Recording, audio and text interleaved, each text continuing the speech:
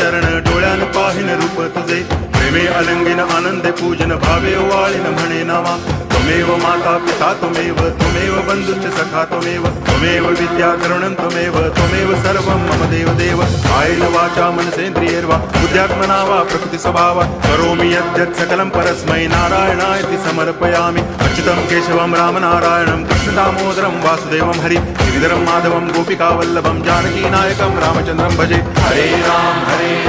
Ram Ram Hare Hare Hare Krishna Krishna Krishna